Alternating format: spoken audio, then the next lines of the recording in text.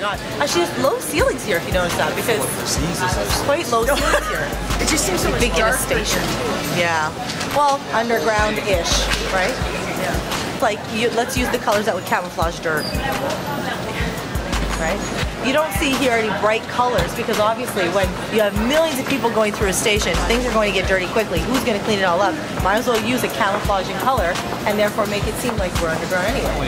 Years ago, I worked for Bill, helped them redo the wiring for speakers here. Downstairs, rats, this big, size of cats. Cockroaches, that big. Okay, you've got me on that. Even more reason to disguise their feces. We use this kind of tile, this kind of lighting. Blend right in.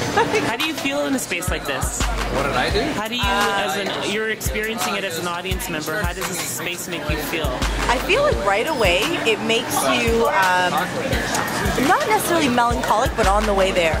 Like it brings you from a very bright setting, very happy setting, to coming in here, and it's very subdued. Well, and the air, no matter how, the air quality is definitely different. Yeah, you just. But you think that coming into contact with so many different people that it wouldn't be such a quiet lull of a Yeah, feeling. there's a muting or a muted feeling. And there's a lot of people in the station right now. Yeah. Huh. Maybe not as much as, of course, rush hour, but there's still enough people to create some sort of commotion. There's not.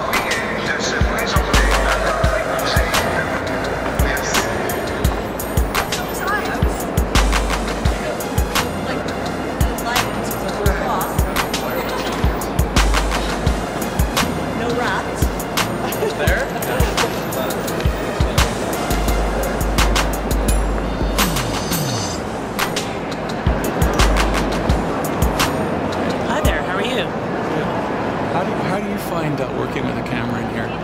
Have you been hassled by security? No, not yet.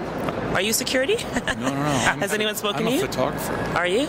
Oh yeah, they're usually all over you. I'm doing this as part of a course. We're teachers. We're doing a media lit course, walking through the city, sort of looking at the city through new eyes. What do I think of the ceilings and so on? Yeah, and the architecture obviously there are some deliberate decisions made into what happens with the ceiling. Yeah. As a photographer, do you recognize things that you think the average person might not recognize when you're out there? Well, I do, in the sense of how much light is coming through. For instance, in here, a lot of it's coming through just from both ends and not from directly above. Whereas in BC Place, it's coming from directly above. So I think of it more from a photographic point of view and also aesthetic as well. Well, what do I think? I think the architecture in Toronto is, really small town. Really small town. What do you mean by that? It doesn't stand up to a lot of architecture in other places in the world that we consider to be, shall we say, beneath us. Yeah, architecture is a big part of that, right? Of how we see a city. It is. So how we see this city, how I see this city, is it's pretty insipid. The architecture is really boring. Considering the amount of money that's in this city,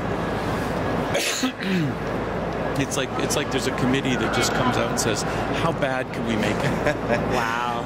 Let's go worse than that.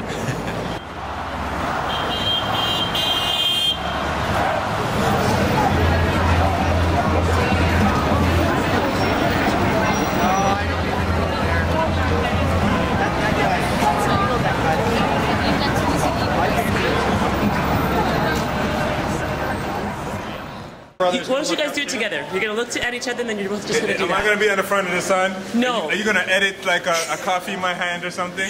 You're right. No.